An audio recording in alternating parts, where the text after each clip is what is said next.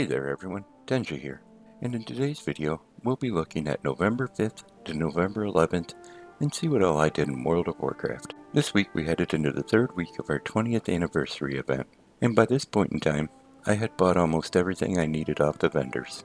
I just have a few more of the Tier 2 remastered sets to buy, and then I will be done. But since the launch of the 20th anniversary event, this is the first week we've had a time walking that wasn't related to Classic. This week's time walking was for Burning Crusade, so the first thing I did was combine all my time walking badges on one character.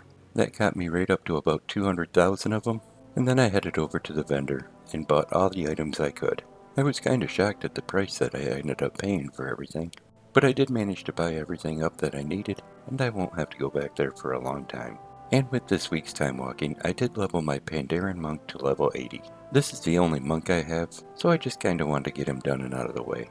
My goal is, before the time walking is all done, to have one of each class leveled up to level 80. So if you're keeping track, right now I'm at 5 warriors, 1 paladin, 1 hunter, 1 druid, 1 warlock, 1 priest, and 1 monk.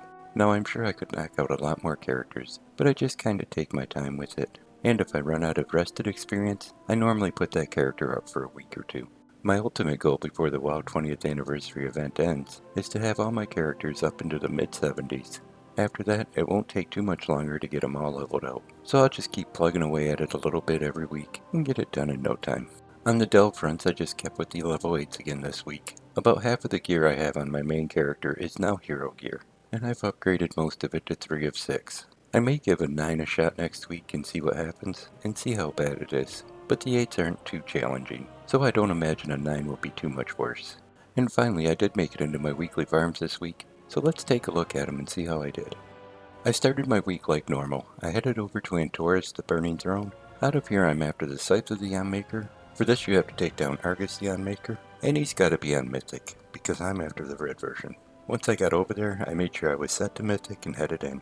And I've also been killing all the bosses in here just to farm up Transmog. Once I got back to him, I took him down and got attempt number 133 on the site. But again, I didn't see it drop, so I'll have to come back here again next week.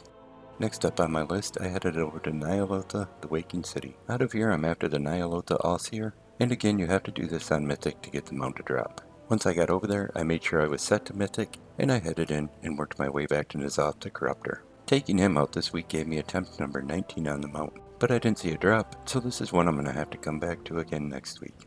Now I headed over to the first Shadowlands raid, and that was the Sanctum of Domination. Out of here, I'm after Vengeance, and this drops off Sylvanas Windrunner on Mythic. This is one I can't quite solo yet, so I need to find a group in group finder.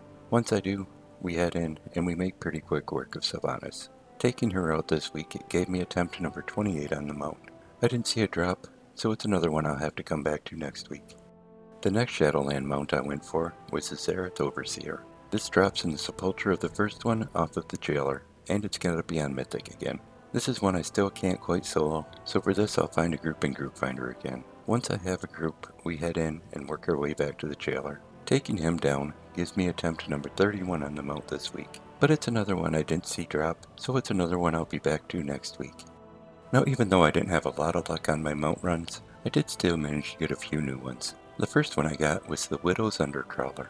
This is another one you buy when your Ashkahat rep is high enough, and it costs 2,000 gesh. It's a spider mount, as you can see. It's not too bad looking. I just don't know if I'll ever get any use out of it. And as long as you've kept working on your rep at a pretty consistent basis, there's no reason you shouldn't be able to buy this mount. The next mount I got was the Amani Hunting Bear. This was just added to the game this week, and it was available through the Time Walking Burning Crusade vendor. The price on this was 5,000 time warped badges. This is the third recoloration of this bear we've had. It's a pretty good looking bear, but it's another one I'm not sure when I'll use it, or if I'll even use it. If you did happen to miss this with the last time walking, just wait until Burning Crusade time walking becomes available again, head over to the vendor, and it'll be all yours. And in case you're wondering, this week's Transmog is the Gladiator's Ragged Armor. We've had 2 versions of this available. One was bought off the in-game shop, and the second was bought off the trading post. If you missed either of these, you'll probably just have to play the waiting game with the trading post to see it come up again. I bought the one off the in-game shop when it was first available, and this is by far one of my favorite transmogs in the game.